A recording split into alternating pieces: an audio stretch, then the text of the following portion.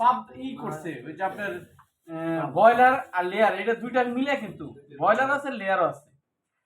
আপনারা যদি এই যে পাটিতাপাড়া যদি আসেন দেখতে পারবেন, আমি নিজে গিয়েছি।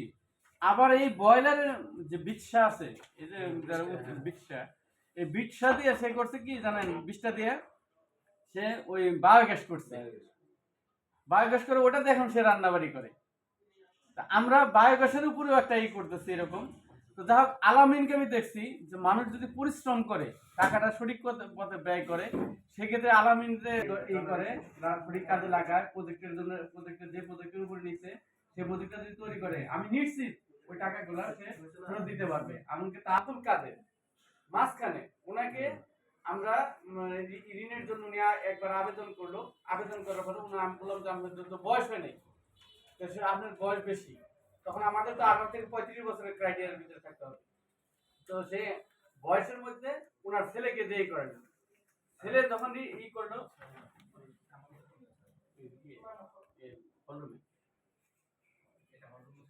সেই জায়গায় উনি থাকেও নদী থেকে মাছ করে ধরে খাওয়া দাওয়া করে, বেশ করে। ঠিক যখন কোরবানির ঈদ হয় তার আগ দিয়ে উনি এই গরুর জন্য সার্ভিস চালান। তারপরে চতুর্থ মাসে আপনাকে ওই সার্ভিস চার্জটা দিতে হবে।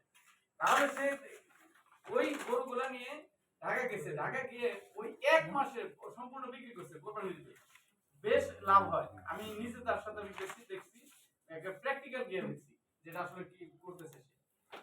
ওই যে কোরবানির যে গরুগুলো বিক্রি করলো, ওই বিক্রি করার টাকা থেকে আমাকে এক মাসের সার্ভিস চার্জ দিয়ে টাকা জমা দিতে